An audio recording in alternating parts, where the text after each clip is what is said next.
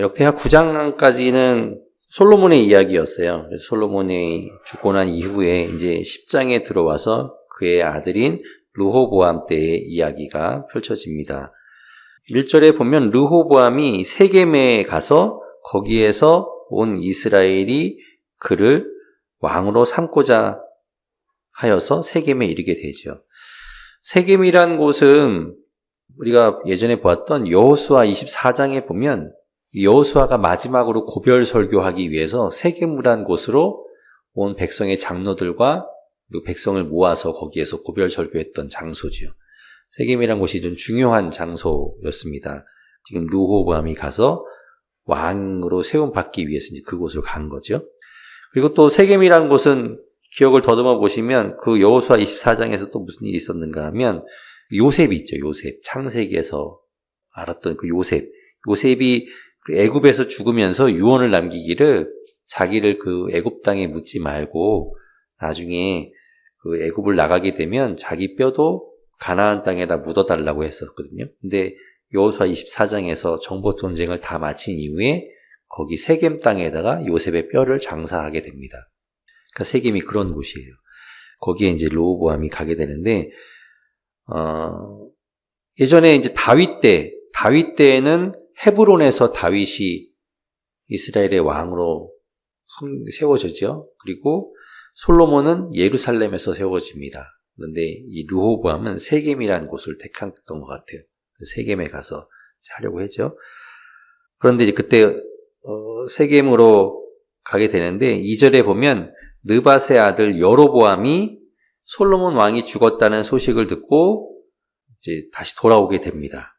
2절에 있듯이 솔로몬 왕의 낯을 피하여 애굽으로 도망했던 이야기는 우리가 열왕기상에서 보았던 이야기가 이제 여기에는 좀 자세하게 나와 있진 않죠. 우리가 예전에 기억나시죠? 그 솔로몬을 피해서 이 여로보암이 애굽에 내려가 있게 돼요. 그랬다가 이제 이 솔로몬이 죽은 이후에 3절에 보면 무리가 사람을 보내어 그를 다시 부르지요. 그래서 여로보암과 온 이스라엘이 와서 르호보암에게 말하여 이르되, 그러니까 온 이스라엘 무리에서 대표로 여로보암을 세운 겁니다. 이렇게 여로보암을 불러서 세워서 이제 이야기합니다. 어떤 이야기를 하는가 하면 4절에 그 왕의 아버지, 그러니까 솔로몬이 우리에게 너무 고역을 많이 시키고 무거운 멍에 세금을 많이 물려서 우리가 많이 힘들었으니까 그걸 좀 감해 주십시오라고 이제 부탁을 하죠. 그런데 이제 르호보암이 3일 후에 다시 오라라고 돌려보내죠. 그리고 나서 르호보암이 이제 묻습니다. 6절에 보면 그 생전에 솔로몬을 모셨던 원로들한테 물어봅니다. 어떻게 하면 좋겠냐라고 물어봤을 때 그들이 말하기를 7절에 왕이 만일 이 백성을 후대하여 기쁘게 하고 선한 말을 하시면 그들이 영원히 왕의 종이 되리이다. 이렇게 이야기합니다. 근데 이 원로들의 이야기는 백성의 입장에서 이야기한 거예요. 그러니까 만약에 왕이 그렇게 잘 해주시면 백성들이 왕을 잘 따를 것입니다라고 이제 그리고 백성의 입장에서 이야기를 해준 거죠. 그런데 이 르호보암 왕은 그 이야기가 별로 탐탁치 않았던 것 같아요. 만약에 그게 마음에 들었으면 그걸 바로 이렇게 따랐을 텐데 자기가 원하던 대답이 아니었던 것 같죠. 그래서 10절에 함께 자라난 젊은 신하들한테 다시 한번 묻습니다. 어떻게 하면 좋겠냐라고 물었는데 그들이 말하기를 더 엄하게 하라는 거예요. 11절에 보면 내 아버지가 너희에게 무거운 멍에를 매게 하셨으나 이제 나는 너희의 멍에를 더욱 무겁게 할지라. 내 아버지는 가죽 채찍으로 너희를 쳤다면 나는 정갈 채찍으로 너희를 칠 것이다. 정갈 채찍이라는 건 끝에 이렇게 쇠 갈고리가 달려서 살에 이렇게 파고 들어갔던 그런 채찍으로 더 심하게 징계하겠다, 더 심하게 하겠다라는 걸 뜻을 내보인 거죠. 그러니까 이 젊은 신하들의 답은 백성의 입장이 아니라 왕의 입장에서 이야기하는 거예요. 그런데 이 르호보암 왕이 들으니까 이게 자기 마음에 들거든요. 그래서 이 답을 택하죠. 그래서 3일 후에 12절에 여로보암과 백성들이 다시 찾아옵니다. 어떻게 하시겠습니까? 찾아왔는데 그때 르호보암 왕이 원로들의 말을 따르는 것이 아니라 젊은 신하들의 말을 따라서 이야기해 줍니다. 그들이 가르쳐 준 대로 똑같이 이야기하죠. 그것 때문에 이제 온 이스라엘의 마음이 르호보암에게서 돌아서게 됩니다. 그런데 그것은 15절에 있죠. 왕이 이같이 백성의 말을 듣지 아니하였으니 이 일은 하나님께로 말미암아 난 것이라. 하나님께서 이미 정해 놓으셨다는 거예요. 여호와께서 전에 실로 사람 아히야, 그 선지자 아히야를 통해서 여로보암에게 말씀하셨던 그 예언을 응하게 하시려고 하신 것이다. 그런데 그 아히야와 여로보암 사이에 있었던 일은 이 역대하에는 기록되어 있지 않습니다. 하지만 우리가 열왕기상 11장에서 우리가 보았어요. 그렇죠? 아히야가 여로보암을 만나서 자기가 입고 있던 새 옷을 12조각으로 찢어서 그 중에 10조각을 여로보암에게 줍니다. 그러면서 이야기하죠. 하나님께서 온 이스라엘을 이렇게 쪼개서 당신에게 10지파를 줄 거다라고 이야기했었습니다. 그러니까 이미 하나님께서 계획하셨던 것들을 이제 이렇게 응하게 하셨다라는 말을 하고 있습니다. 그래서 그들의 마음이 돌아서요. 16절에 보면 온 이스라엘은 왕이 자기의 말을 듣지 아니함을 보고 왕에게 대답하여 이르되 우리가 다윗과 무슨 관계가 있냐. 그러니까 이제 더 이상 다윗의 가문과 결별하겠다라는 이야기를 하는 거죠. 그래서 북이스라엘의 10개 지파가 돌아서게 됩니다. 그런데 르호보암은 이제 계속해서 그들한테 일을 시키려고 18절에 역군의 감독인 하도람을 보냅니다. 하도람을 보냈는데 이스라엘 자손이 그 사람을 돌로 쳐서 죽이죠. 그래서 르호보암이 놀라서 황급히 예루살렘으로 도망치게 됩니다. 그래서 19절에 보면 이에 이스라엘이 다윗의 집을 배반하여 오늘날까지 이르니라. 완전히 이렇게 결별하게 됩니다. 그래서 분열 왕국이 시작되게 되죠. 자, 11장에 들어가면 이제 이 르호보암의 통치가 시작이 되는데 르호보암이 예루살렘에 돌아와서 이 북이스라엘이 괘씸하잖아요. 그래서 이제 전쟁을 벌이려고 합니다. 그래서 1절에 보면 유다와 베냐민 지파에서 용사들을 모읍니다. 용사를 모았더니 18만 명이 모여지고 그 18만 명과 함께 이스라엘과 싸우기 위해서 올라가려고 합니다. 그런데 그때 2절에 보면 하나님의 사람 스마야에게 하나님께서 말씀하셔서 그것을 막지요. 4절에 보면 여호와께서 이같이 말씀하시기를 너희는 올라가지 말라. 너희 형제와 싸우지 말고 각기 집으로 돌아가라. 이 일이 내게로 말미암아 난 것이라 하였다. 싸우지 마라. 이것은 내가 한 것이다. 그래서 그들이 하나님의 말씀을 듣고 4절 끝에 있죠. 여로보암을 치러 가던 길에서 되돌아왔더라. 다 돌아갑니다. 그리고 그 뒤에 이제 5절부터는 르호보암이 대신에 이제 자신의 그 남유다를 튼튼히 하기 위한 성읍들을 건축합니다.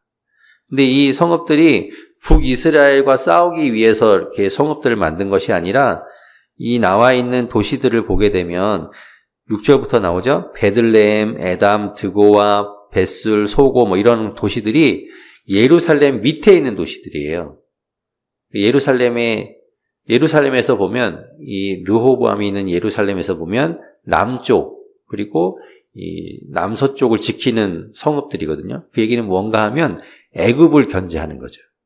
밑에서 애굽이 쳐들어올 것을 견제하기 위해서 성읍들을 건축을 하고 거기에 11절에 있는 것처럼 양식들을 두고 지휘관을 두고 방패와 창을 두어서 견고한 성읍들을 준비해 놓습니다. 그러니까 애굽이 쳐들어올 때 그것을 막기 위한 만발의 준비를 다 해놓은 거예요. 그래서 얘기하듯이 견고한 성읍을 준비합니다. 이 르호보암은 자기가 할 수 있는 한 최대한으로 애굽을 견제해서 준비하는 거죠. 그런데 이제 뒤에 가면 이제 그 성읍들이 어떻게 되는지 볼 수 있어요.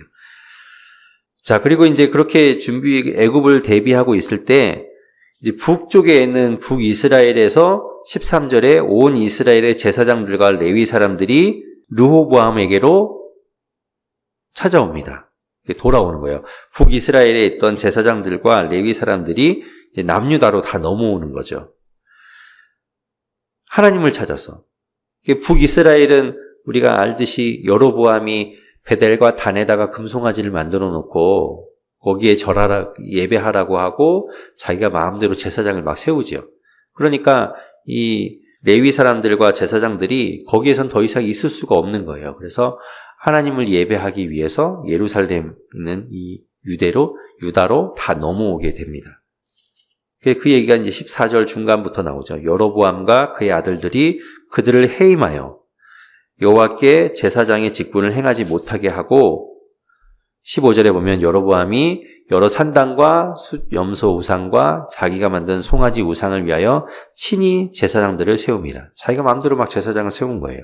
그래서 이제 그들이 넘어오게 되죠.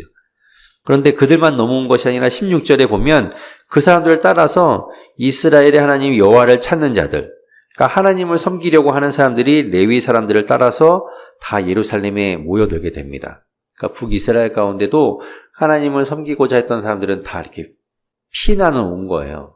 남쪽으로 다 넘어옵니다. 자, 그런 일들이 있었어요. 그래서 17절에 보면 3년 동안 유다 나라를 도와 솔로몬의 아들 르호보암을 강성하게 했다. 라고 이제 기록하고 있죠. 자, 그리고 18절부터 보면은 르호보암의 이제 그 아내와 자식들 이야기가 나옵니다. 르호보암이 이새의 아들 엘리압의 딸 아비하일의 소생과 결혼을 합니다. 그래서 이제 아들을 두게 되죠. 그런데 20절에 보면 그 후에 압살롬의 딸 마아가한테 또 장가를 듭니다. 그래서 낳은 아들들이 20절 중간에 보면 아비야와 또 여러 아들들이 있어요. 근데 그 중에 이 아비야를 왕으로 세웁니다. 르호보암이. 왜냐하면 뭐 여러 아들들이 있고 딸들이 있었지만 그 중에서 이 마아가를 이제 더 사랑했다고 21절 끝에 나오죠. 압살롬의 딸 마아가를 모든 처첩보다 더 사랑하여서 그의 맏아들인 아비야를 후계자로 세우는 거예요. 자, 그러면 이제 다른 아들들이 이 왕권을 갖기 위해서 서로 막 싸울 수도 있잖아요. 그래서 르호보암이 23절에 보면 그의 모든 아들들을 유다와 베냐민의 온 땅에 견고한 성읍에 흩어서 살게 합니다. 그리고 거기에다가 양식도 많이 주고 아내도 주어서 거기에서 그냥 살게 하는 거죠. 그래서 이 아비야로 이제 왕을 세우게 될 텐데 그 왕권을 지키기 위해서 이렇게 지혜롭게 했다라고 말씀하고 있어요. 그리고 12장에 가게 되면 이제 그렇게 르호보암의 나라가 견고해졌어요. 아까 17절에 있죠. 3년 동안 유다 나라를 도와서 르호보암이 강성해졌는데 이렇게 견고하고 강성해지니까 어떻게 되는가 하면 사람이 교만해집니다. 교만해져요. 그래서 르호보암이 1절 중간에 보면 여호와의 율법을 버리고 그것 때문에 온 이스라엘 백성들도 그를 따라서 하나님의 말씀을 따르지 않아요. 교만해진 거죠. 강성하고 잘 살게 되니까. 그래서 그것 때문에 하나님께서 누구를 통해서 치시는가 하면 2절에 중간에 있습니다. 애굽 왕 시삭을 통해서 예루살렘을 치러 올라오게 해요. 그러니까 징계하는 거죠, 하나님께서. 그래서 3절에 애굽의 왕 시삭이 병거 1200대와 마병 6만 명을 거느리고 올라옵니다. 그래서 올라와서 4절에 유다의 견고한 성읍들을 빼앗아요. 아까 우리가 11장에서 보았듯이 르호보암이 이 애굽을 견제하기 위해서 견고한 성읍들을 많이 건축하고 그리고 그 성에다가 모든 전쟁을 대비한 준비들 만발의 준비를 다 했는데 그런데 아무 소용이 없는 거예요. 하나님이 치시고자 하면 하나님이 징계하고자 하면 사람이 아무리 내가 준비를 잘했어도 하나님 치시면 치시는 겁니다. 그래서 이 애굽 왕 시삭이 올라와서 그 견고한 성읍들을 다 빼앗아요. 그리고 결국엔 예루살렘까지 이르게 되죠. 이제 그것은 이제 5절에 이야기합니다. 선지자 스마야가 이야기하기를 5절 끝에 보면 너희가 나를 버렸으므로 나도 너희를 버려서 시삭의 손에 넘겼노라. 하나님께서 징계하신다라고 말씀하시는 거죠. 근데 그 말을 듣고 이스라엘 방백들과 왕이 6절에 보면 스스로 겸비하여 하나님 앞에 납작 엎드립니다. 하나님의 징계가 그 애굽 왕 시삭을 통해서 있게 되고 스마야를 통해서 하나님의 말씀이 선포되니까 왕과 방백들이 그 말을 듣고 바로 그 자리에서 납작 엎드려요. 즉각 반응을 딱 하는 거죠. 그래서 겸비합니다. 스스로를. 7장 14절에서 보았던 것처럼 하나님 앞에 스스로 낮추고 겸비해요. 그걸 보시고 하나님께서 7절에 보면 여호와께서 그들이 스스로 겸비함을 보신지라 여호와의 말씀이 스마야에게 임하여 이르되 그들이 스스로 겸비하였으니, 겸비하는 게 낮아지고 겸손해지는 거잖아요. 겸비하였으니 내가 멸하지 아니하고 저희를 조금 구원하여서 시삭의 손을 통하여 예루살렘에 쏟지 아니하리라. 나의 손을 다 쏟지는 않겠다라고 말씀하시는 것이죠. 그래서 9절에 보면 이 애굽 왕 시삭이 올라와서 예루살렘에 있는 모든 보물들을 다 뺏어갑니다. 그러니까 그 전에 다윗과 솔로몬을 통해서 그 이루었던 부귀 영화를 상징하는 모든 보물 보화들을 다 빼앗아 가요. 그러니까 사라진 영광이 되는 거죠. 그동안에 다윗과 솔로몬을 통해서 그 이스라엘의 영화를 누렸던 모든 것들이 한순간에 다 무너지는 겁니다. 다 무너지고 10절에 보면 르호보암 왕이 그 금방패를 대신해서 노스로 방패를 만들어서 둡니다. 그러니까 금이 노시 된 거예요. 얼마나 값어치가 떨어집니까? 큰 부자가 망한 것 같은 그런 모양인 것이죠. 자, 그런데 이제 어쨌든 그렇게나마 하나님께서 완전히 이스라엘을, 이 남유다를 멸하지는 않으셨어요. 왜냐하면 12절에 르호보암이 스스로 겸비하였고 유다의 선한 일도 있었다. 그것 때문에 하나님께서 노를 다 바라지는 않으셨다라고 말씀합니다. 르호보암이 스스로 겸비한 것은 여기 나오는데 유다의 선한 일도 있었다고 하는데 그 일이 어떤 건지는 모르지만 하나님이 그런 것들을 보시고 노를 이제 멈추신 것이죠. 그리고 그 뒤에 이제 13절부터는 르호보암의 전체적인 행적을 이야기하고 르호보암이 이제 죽은 이야기를 합니다. 16절에 보면 르호보암이 그의 조상들과 함께 누움에 다윗성에 장사되고 그의 아들 아비야가 그를 대신하여 왕이 되지요. 자, 그렇게 해서 이제 르호보암의 시대는 끝나게 됩니다. 르호보암 때 남북이 분열되게 되죠. 그리고 13장에 보게 되면 르호보암의 뒤를 이어서 아비야가 왕이 됩니다. 근데 이 아비야는 열왕기상에서는 아비얌이라고 불리던 동일한 인물이에요.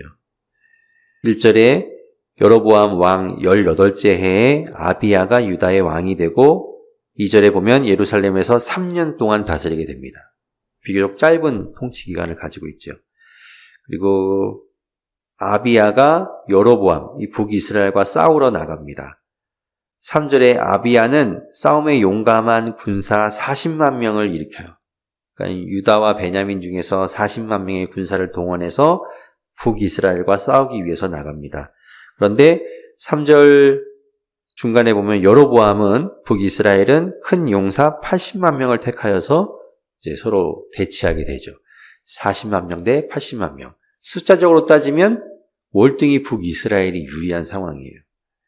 그런데 이 아비야가 용감하게도 4절에 보면 에브라임 산 중에 있는 스마라임 산 위에 서서 북이스라엘을 향하여 일장 연설을 하게 됩니다.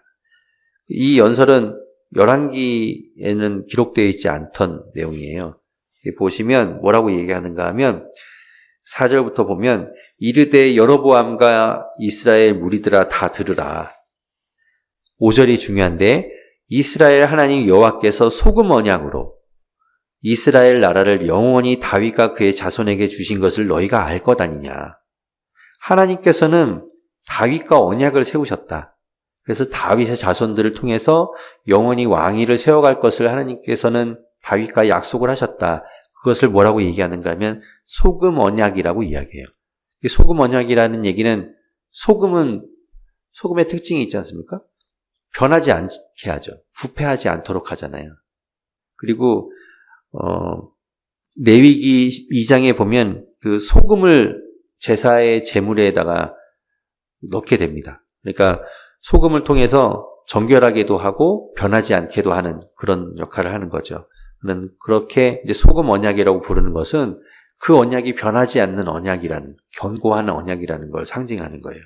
자, 그런 언약으로 하나님께서 함께 하셨는데 너희가 그 언약을 배반했다라고 이야기하는 거죠. 너희가 하나님께서 다윗과 세우신 그 언약을 따르기를 거부한 거다라고 이야기하는 겁니다. 그래서 6절에 보면 6절 끝에 보면 여로보암이 일어나 자기의 주를 배반하고 7절에 남봉꾼과 잡배가 모여서 따르므로 뭐 이런, 그러니까 너희 이 북이스라엘은 정통성이 있지 않은 것이다 라는 걸 이제 막 이야기하는 겁니다. 그러면서 이제 뭐 제사에 대한 하나님을 섬기는 일에 대해서도 이야기하죠. 뭐 금송아지를 만드는 이야기도 8절에 하고 있고 9절에 보면 중간에 나오듯이 누구를 막론하고 어린 숫송아지 1마리와 순양 7마리를 끌고 와서 내가 제사장이 되고 싶습니다 하면 아무나 다 제사장으로 세웠다는 거죠. 뭐 그런 이야기를 하고 있는데 13절에 보면 이 북이스라엘, 여로보암과 북이스라엘이 유다의 뒤에다 복병을 세웁니다.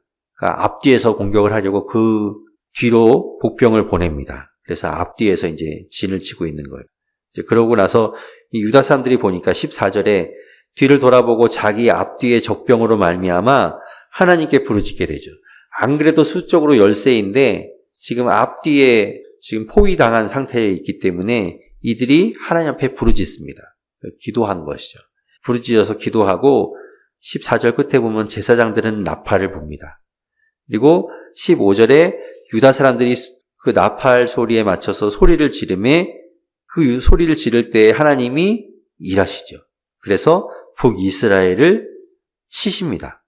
이 장면은 어떤 장면을 떠오르게 하냐면 여리고 성을 무너뜨릴 때 여호수아 6장에 보면 여리고 성을 무너뜨릴 때 이제 6일 동안은 그냥 돌잖아요. 그냥 돌다 오는데 마지막 7일째에는 가서 돌고 나서 뭘 하냐면 제사장들이 나팔을 불고 그 뒤에 따라가던 백성들이 소리를 지릅니다. 그러면 여리고성이 와르르 무너졌어요. 마치 그 장면을 연상시키죠.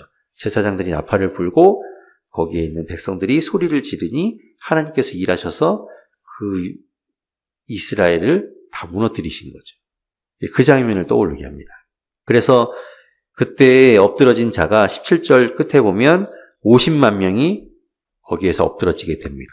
그러니까 80만 명이 왔다가 50만 명이 그 자리에서 죽게 된 거예요. 남유다에서 보면 아주 대승을 하게 된 것이죠. 그래서 북이스라엘 자손들이 항복하고 18절에 유다 자손이 이겼으니 이는 그들이 그들의 조상들의 하나님 여호와를 의지하였습니다.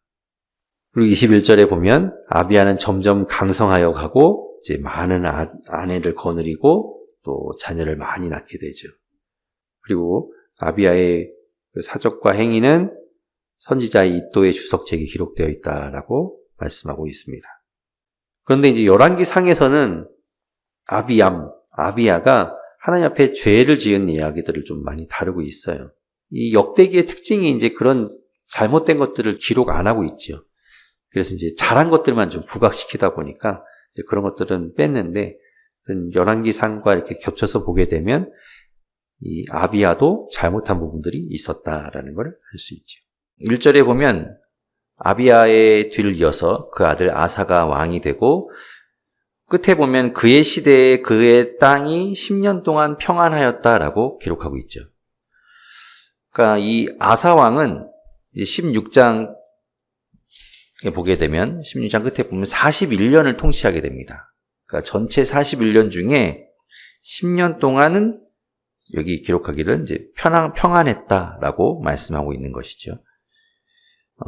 왜 그렇게 평안할 수 있었는가? 2절부터 보면 아사가 그의 하나님 여호와 보시기에 선과 정의를 행하였고, 그리고 그 뒤에 나오는 것들은 이제 그 아사의 종교 개혁에 대한 평가죠.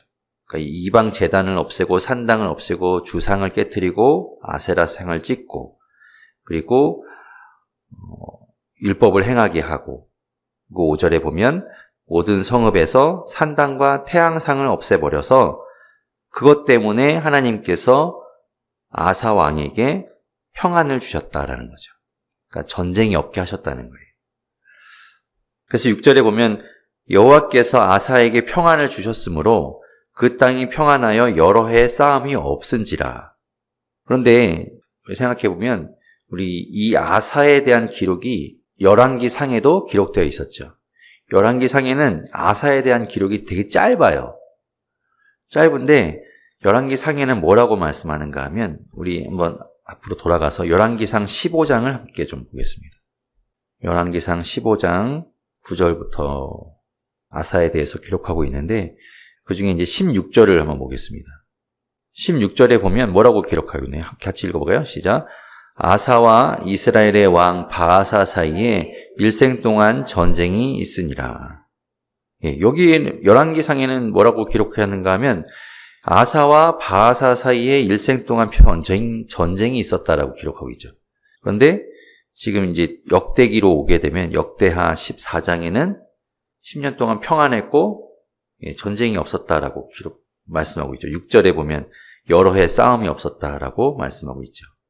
우리가 계속해서 이야기하지만 열왕기서와 역대기의 차이입니다. 그 역사를 바라보는 시각 자체가 좀 달라요. 그걸 알 수 있는 거죠. 아마도 이 북이스라엘과 유다에서는 크고 작은 전쟁들이 있었을 겁니다. 그죠? 있었을 텐데 열왕기서에서는 전쟁에 초점을 맞춰요. 전쟁이 있었던 것을 이야기해요. 그러니까 아사가 통치하던 41년 동안에 어떻게 계속 전쟁이 있었겠습니까? 그러면은 진짜 다 피폐해졌겠죠. 근데 그 몇 번의 전쟁이 있었다고 하더라도 그 전쟁을 부각시켜서 이야기하는 거죠.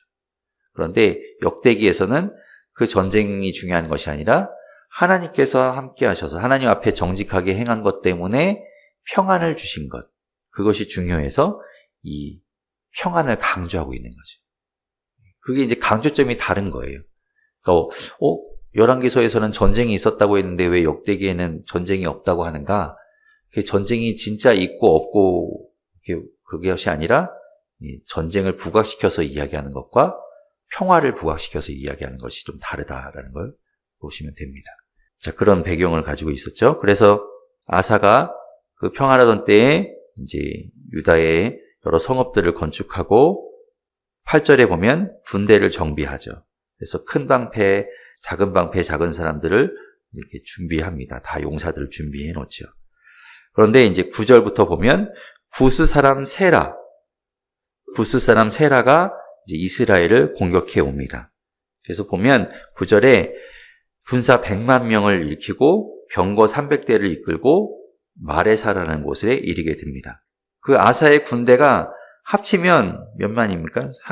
큰 방패와 창을 잡은 자가 30만 명이고 작은 방패를 들고 활을 당기는 자가 28만 명이니까 합치면 58만 명이죠. 그런데 구스 사람 군대가 온 것은 100만 명이 온 거예요. 그러니까 숫자적으로 2배 가까운 숫자를 맞이해야 되는 것이죠. 그래서 아사가 나가서 이제 10절에 보면 전열을 갖추고 나서 아사가 11절에 하나님께 기도합니다. 하나님께 부르짖어서 이르되 뭐라고 얘기하는가 하면 여호와여 힘이 강한 자와 약한 자 사이에는 주밖에 도우리가 없사오니 우리 하나님 여호와여 우리를 도우소서라고 이제 기도하는 거죠. 새 번역 성경에서는 뭐라고 번역하는가 하면 이렇게 번역해요. 제가 읽어보면 주님께서 돕고자 하실 때에는 숫자가 많고 적음이나 힘이 세고 약함을 문제 삼지 않으시는 분입니다. 주님은. 하나님이 숫자의 많고 적음에 상관없이 하나님이 도우시면 가능합니다. 라고 하는 거죠.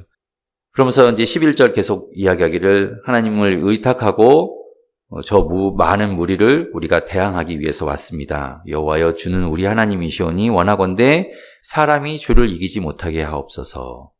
그러니까 저 구스 사람이 우리가 하나님이 함께 가는 전쟁, 하나님이 함께 하는 싸움이기에 하나님이 저들을 물리쳐 주십시오라는 것이죠. 그렇게 해서 이제 하나님이 12절에 보면 여호와께서 구스 사람을 치십니다. 그래서 구스 사람들이 도망해요. 그리고 아사와 그의 백성들, 그의 군대들이 13절에 그들을 추격하여 그들을 다 무찌르게 됩니다. 그래서 남은 자가 없다라고 말씀하고 있죠. 그리고 많은 노략한 물건들을 이제 가지고 예루살렘으로 돌아오게 됩니다. 하나님이 아사의 기도에 응답하셔서 전쟁에 승리하게 하신 거죠. 자, 그리고 이제 15장에 가게 되면 하나님께서 오뎃의 아들 아사랴를 통해서 아사와 유다 베냐민 백성들에게 이제 말씀을 선포합니다. 2절에 보면 뭐라고 얘기하는가 하면 너희가 여호와와 함께하면 여호와께서 너희와 함께 하실지라 너희가 만일 그를 찾으면 그가 너희와 만나게 되시려니와 너희가 만일 그를 버리면 그도 너희를 버리시리라. 보면 이제 뭐뭐 하면 뭐뭐 한다라는 거죠. 근데 앞에 조건이 뭐냐면 너희가 뭐 하면, 너희가 이렇게 하면 하나님도 이렇게 하신다. 너희가 하나님을 찾으면 하나님도 너희를 찾을 거고, 너희가 하나님을 버리면 하나님도 너희를 버릴 거다라고 지금 말씀하고 있는 거죠. 이게 이제 보응하시는 하나님이라고 이야기해요. 그러니까 우리가 하는 대로 거기에 하나님께서 응답하신다는 거죠. 우리가 하나님을 경배하면, 하나님을 찾으면 하나님은 우리 만나주시고, 우리가 하나님과 함께하면 하나님이 우리와 함께 하신다. 이렇게 우리가 먼저 뭘 하면 하나님이 반응하신다는 거죠. 자, 그런데 이제 그런 하나님인데 그동안에 3절에 보면 이스라엘에는 참 신이 없었고 가르치는 제사장, 그것을 가르치는 제사장도 없었고 율법도 없었다. 그래서 하나님을 찾지 않았다는 것이죠. 그래서 여러 고난을 당했었다라는 걸 이야기합니다. 그러면서 7절에 보면 그런즉 너희는 강하게 하라, 너희의 손이 약하지 않게 하라, 너희 행위에는 상급이 있음이라. 그러니까 우리가 하는 행동에 우리가 어떻게 하는가에 따라서 하나님께서 거기에 상을 주신다. 보응을 하신다. 응답하신다라는 거죠. 이 상급이라는 것이 어떤 대가를 이야기해요. 대가. 어떻게 한 것에 대한 대가를 준다라는 걸 이야기합니다. 그래서 8절에 보면 아사가 이 아사랴의 말씀을 듣고 나서 바로 거기에 응답합니다. 바로 반응을 해서 마음을 강하게 하여 가증한 물건들을 유다와 베냐민 온 땅에서 없앱니다. 그래서 그 말씀을 듣고 바로 이제 행동에 옮겨요. 모든 성읍들에서 가증한 것들을 다 제하여 버리죠. 8절 끝에 보면 여호와의 제단을 재건하고, 그리고 10절에 아사왕 제15년 셋째 달에 그들이 예루살렘에 모이게 됩니다. 그리고 그때 하나님 앞에 제사를 하게 되죠. 그리고 12절에 우리가 이제 신명기에서 보던 표현인데 마음을 다하고 목숨을 다하여 하나님 여호와를 찾기로 언약합니다. 그러니까 신명기에서 우리가 얘기하는 쉐마, 쉐마 이스라엘 할 때 그 쉐마라는 거 우리 많이 듣잖아요. 쉐마라는 말이 무슨 말이냐면 들으라라는 뜻이거든요. 그러니까 쉐마 이스라엘이라는 말은 이스라엘아 들으라 하면서 이제 모세가 이야기한 건데, 신명기 6장 4절과 5절에 보면 아주 중요한 말, 모세가 이스라엘 백성들에게 선포하는 거거든요. 신명기 6장 4절 5절을 제가 읽어볼게요. 이스라엘아 들으라. 이가 쉐마 이스라엘이라고 했죠. 이스라엘아 들으라. 우리 하나님 여호와는 오직 유일한 여호와이시니 너는 마음을 다하고 뜻을 다하고 힘을 다하여 내 하나님 여호와를 사랑하라. 이게 이제 이 아주 중요한 계명이죠. 그래서 그 신약에서도 예수님께 그 바리새인과 서기관들이 묻잖아요. 어떤 계명이 제일 크냐? 그때 예수님께서 뭐라고 대답하시는가 하면 이 계명을 이야기하시죠. 그러니까 이 계명이 아주 중요한 계명인 겁니다. 그러니까 그게 신명기에서 강조했던 내용인데 지금 여기 12절에 그 표현처럼 이야기하고 있죠. 마음을 다하고 목숨을 다하여 하나님 여호와를 찾기로 언약하고, 13절에 보면 대신에 여호와를 찾지 않는 자는 죽이는 것이 마땅하다라고 이제 서약을 하는 거죠. 그렇게 이제 하나님 앞에 맹세 다 모여서 제사하면서 맹세한 겁니다. 그래서 15절 끝에 보면 여호와께서 그들을 만나 주시고 그들의 사방에 평안을 주셨더라. 아까 14장에서 우리가 처음에 보았던 것처럼 왜 아사가 여호와 보시기에 그런 선과 정의를 행하고 여러 가지 종교 개혁적인 일들을 했기 때문에 하나님께서 그에게 평안을 주셨다라고 했죠. 그 이야기가 아마 이 이야기를 평가하고 있는 걸 겁니다. 그래서 이 아사 때에 평안을 하나님께서 주시는 거죠. 그리고 16절부터 보면 아사가 또 그 어머니 마아가가 아세라 신을 섬기던 그 목상을 만들었던 것을 가지고 태우의 자리를 폐하고, 그리고 우상을 없애버리고, 그리고 산당 17절에 보면 산당은 이스라엘 중에서 제하지 아니하였으니, 우리가 열왕기 때 유다의 왕들을 평가할 때 두 가지를 가지고 평가한다고 그랬죠. 산당을 제거했는가 아닌가. 그래서 그거 가지고 아주 선한 왕인가 아닌가를 이야기했다고 그랬어요. 다윗의 길로 따르면 선한 왕, 그렇지 않으면 악한 왕인데 그 중에서도 산당을 제거하면 진짜 최고의 왕이고 산당을 제거하지 않았으면 그냥 선한 왕인데 지금 이 아사는 산당을 남겨두었죠. 그러니까 이제 아주 최고의 왕은 아니었다라는 이 열왕기에서 쓰던 표현입니다. 근데 그것이 이제 여기서도 이제 기록하고 있죠.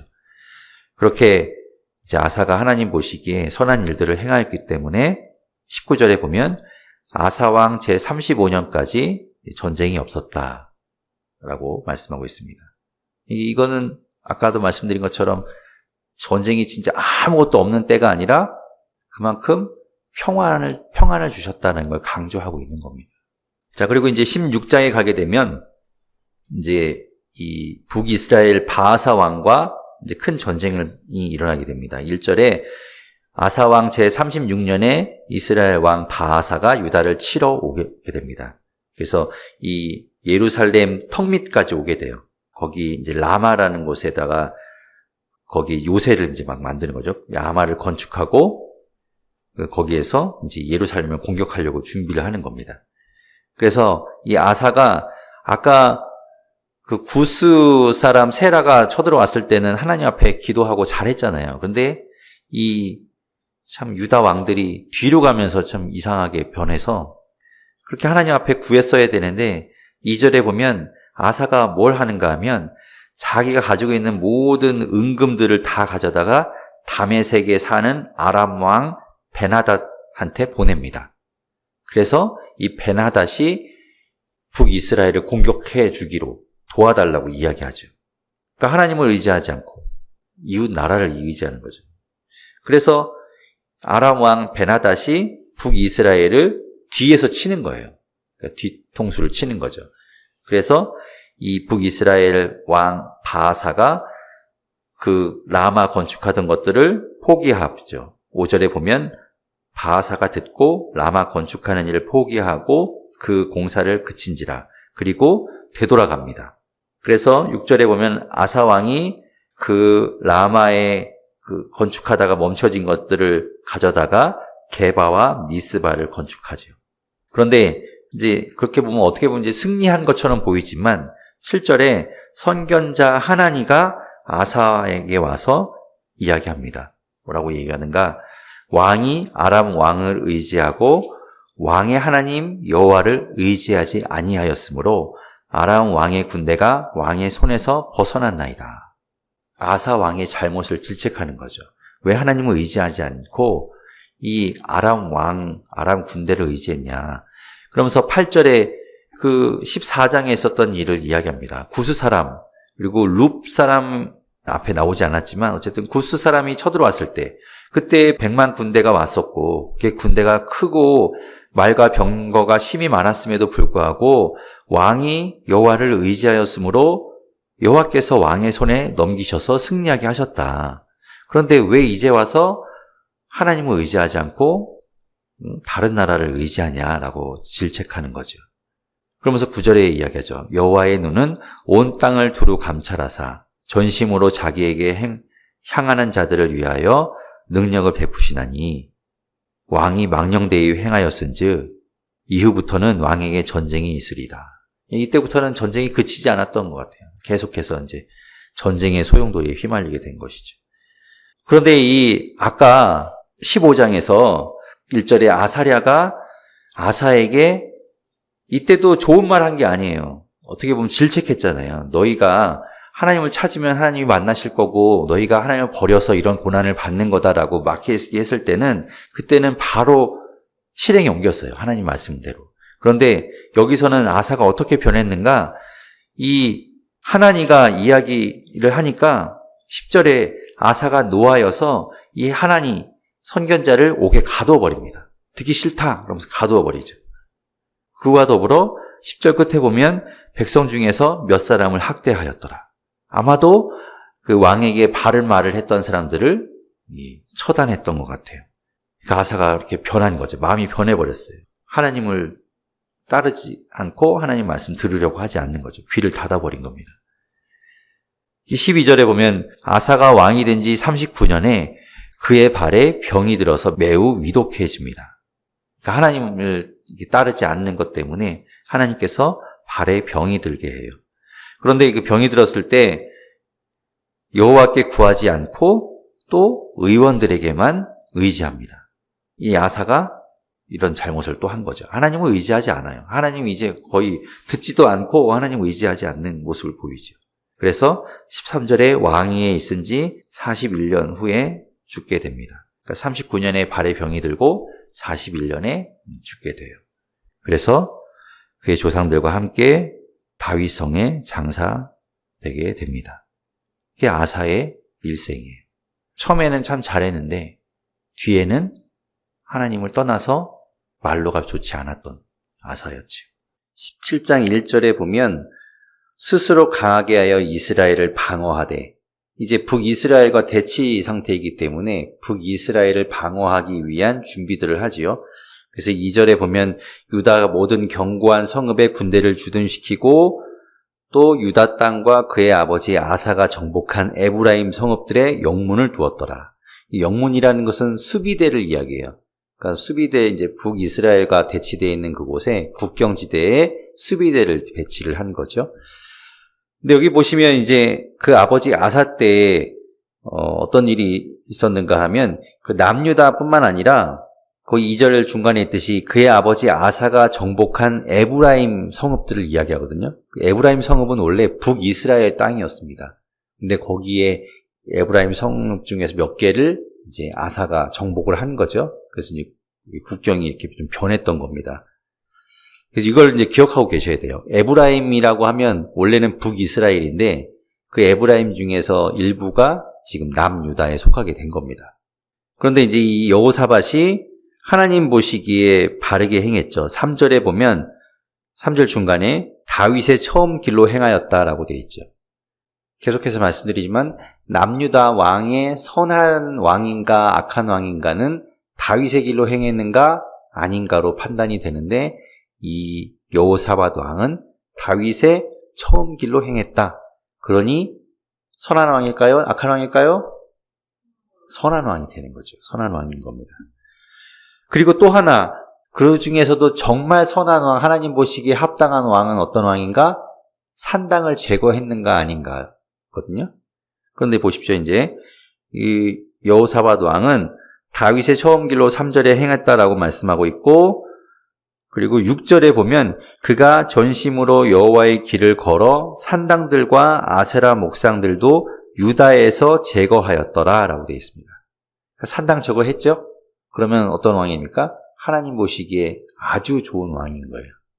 그러니까 두 가지 조건을 다 만족하는 왕인 거죠. 여호사밧. 그래서 여호사밧 왕에 대해서 지금 이 역대하에서 길게 이야기하는 겁니다. 그러니까 이 종교적으로 봤을 때 하나님 앞에 선한 왕이었기 때문에 길게 이야기하는 거예요. 그런데 우리가 이미 열왕기 상에서 이 여호사밧 왕을 보았는데 열왕기 상에서는 여호사밧 왕에 대해서 아주 짧게 기술합니다. 그러니까 별다른 얘기가 없어요.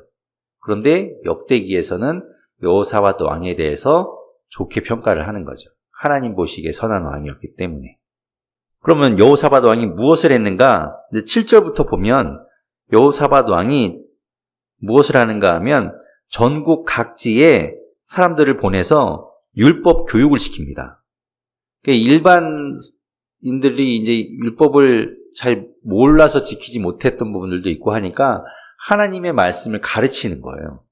그래서 7절에 보면 그가 왕위에 있은 지 3년에 그의 방백들의 이름이 이제 보면 뭐 베냐일, 오바댜 뭐 이름들이 나오긴 하는데 중요한 건 방백들을 세워서 율법 교육을 시키도록 보냈다는 겁니다. 그래서 7절 끝에 보면 유다 여러 성읍에 가서 가르치게 하고 방백들한테, 그리고 8절에 보면 또 그들과 함께 레위 사람을 보내요. 레위 사람들을 보내서 8절 뒤에 보면 레위 사람들을 보내고 또 저희와 함께 제사장 엘리사마와 여호람을 보냈다. 그러니까 이 여호사밧 왕이 유다 성읍들의 율법 교육을 시키기 위해서 사람들을 보내는데 누굴 보내는가 하면, 원래 율법 교육을 시키려면 누굴 보내야 되는가 하면 율법을 알고 있는 제사장들을 보내야 되잖아요. 그런데 제사장들만 보낸 것이 아니라 레위 사람들도 보내고 방백들 중에서도 율법 교육을 시키러 보냈다는 겁니다. 그리고 9절에 보면 그래서 그들이 무엇을 갖고 교육을 하는가 하면 여호와의 율법책, 하나님의 말씀을 가지고 가서 유다에서 가르치되 유다 모든 성읍들로 두루 다니며 순회하면서 가르쳤다라는 것이에요. 그래서 이스라엘 백성들에게 하나님의 말씀을 가르치고 율법을 가르쳤습니다. 율법을 지키도록.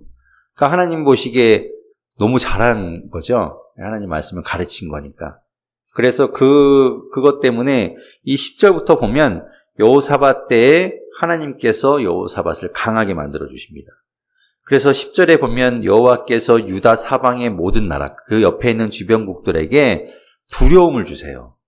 어떤 두려움인가 하면 이 여호사밧 왕에 대한 두려움이 아니라 하나님에 대한 두려움을 갖게 합니다.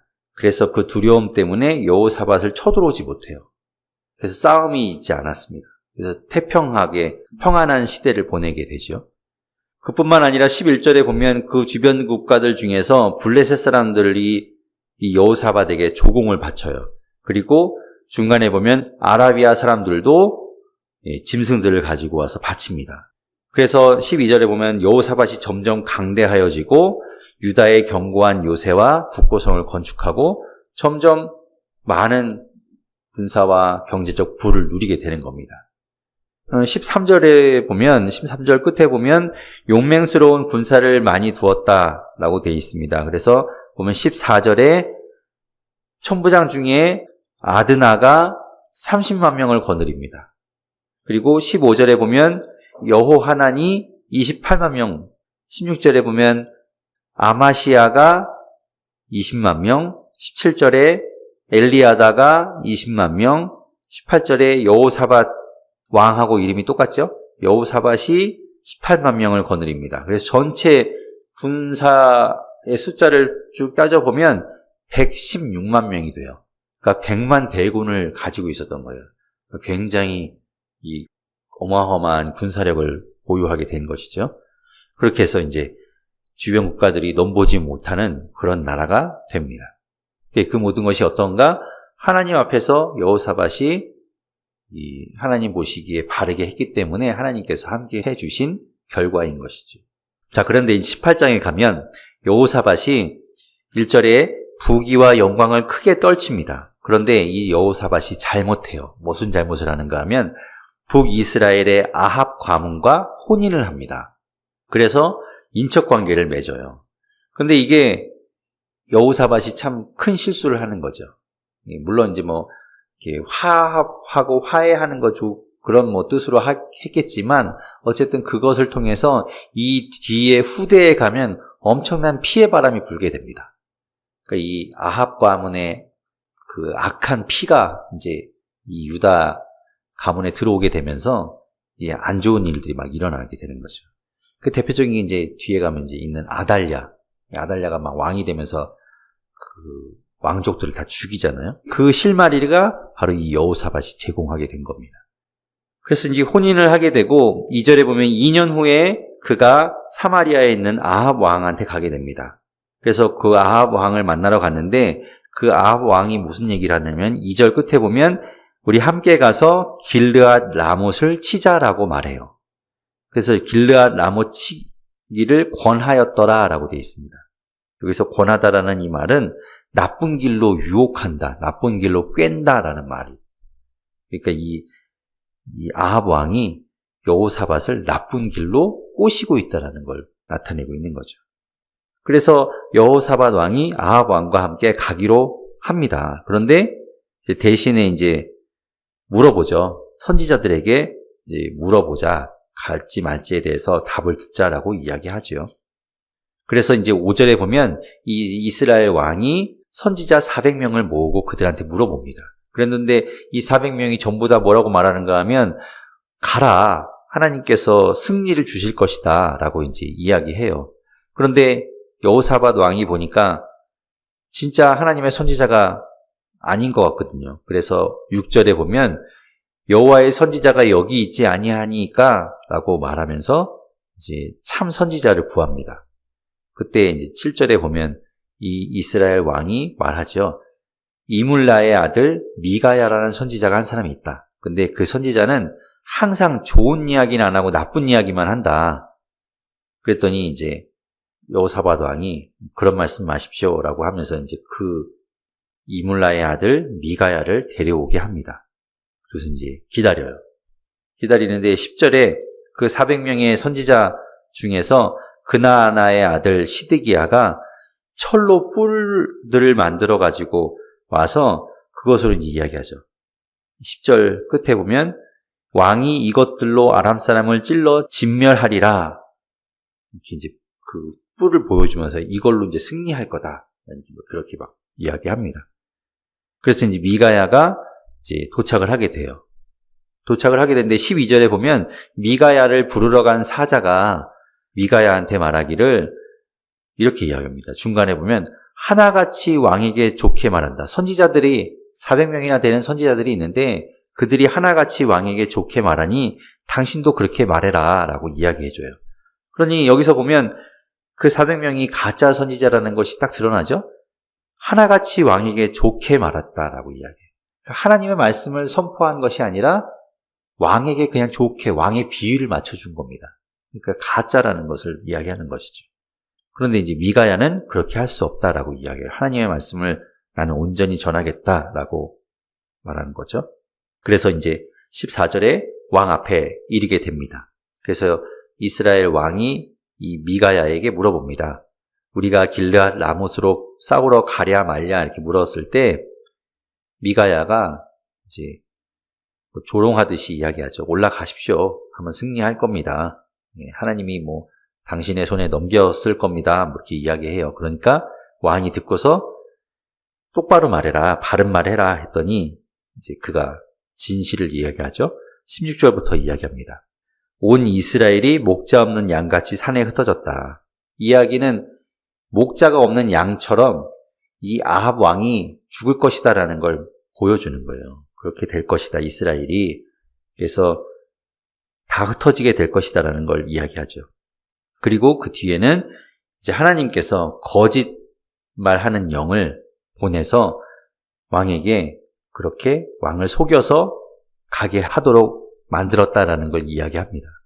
그게 이제 18절부터 쭉 이어지는 이야기이고, 그 이야기를 듣고 있으니 아까 그 철로 뿔을 만들어 왔던 그나아나의 아들 시드기야가 듣다가 23절에 보면 미가야의 뺨을 치면서 이야기하죠. 여호와의 영이 나를 떠나 어디로 가서 내게 말씀하더냐? 어디서 되도 않는 소리냐? 이런 거죠. 이렇게 이야기하니까 미가야가 네가 골방에 들어가서 숨는 바로 그날에 볼 것이다. 이렇게 이제 이야기합니다. 그래서 이스라엘 왕이 미가야를 잡아서 가둬요. 듣기 싫은 이야기하니까. 그러니까 이제 400명이나 되는 선지자가 맨날 좋은 이야기만 했겠죠. 그러니까 이제 미가야가 감옥에 갇히게 되고 거기에서 고난의 떡과 고난의 물을 먹게 하라. 고생 좀 시켜라라는 거죠. 그래서 이 이스라엘 왕이 결국 미가야의 말을 듣지 않고 길르앗 라못으로 전쟁하러 나갑니다. 전쟁하러 나가는데 아무래도 이스라엘 이 왕도 찜찜했었나 보죠. 그래서 29절에 보면 변장하기로 해요. 자기는 변장하고 여호사밧한테는 왕복을 입고 가라고 이야기합니다. 야같죠? 자기만 살려고. 그래서 변장하고 이제 전쟁에 나가게 되는데 아람 군대와 그래서 전쟁을 하게 됩니다. 전쟁할 때 30절에 보면 아람 왕이 그 지휘관들에게 어떤 명령을 내렸는가 하면 다른 사람하고는 전쟁할 필요 없다. 북이스라엘 왕만 공격해라라고 이제 한 거예요. 근데 이 북이스라엘 왕은 변장했잖아요. 그러니 여호사밧 왕만 이 왕복을 입고 있으니까 그가 이스라엘 왕인 줄 알고 그를 공격합니다. 그런데 31절의 중간에 보면 여호사밧이 소리를 질러요. 하나님께 도움을 요청한 거죠. 하나님 앞에 부르짖습니다. 그랬더니 하나님께서 그를 도우셔서 그를 구해 주십니다. 그 대신에 이제 어떤 일이 있는가 하면 33절에 보면 한 병사가 무심코 활을 쐈는데 그게 날아와서 이스라엘 왕이 입고 있던 갑옷 솔기 틈으로 들어와서 꽂히게 됩니다. 그래서 그것 때문에 상처를 입어요. 그런데 거기서 빨리 이제 후방으로 피해서 치료를 하고 조치를 했으면 살았을 수 있는데 전쟁이 하도 맹렬하였기 때문에 34절에 나오죠. 이날의 전쟁이 맹렬하였으므로 이스라엘 왕이 빠져나가지 못하고 저녁 때까지 거기에서 계속 피를 흘리면서 있게 돼요. 그래서 결국 죽게 되죠.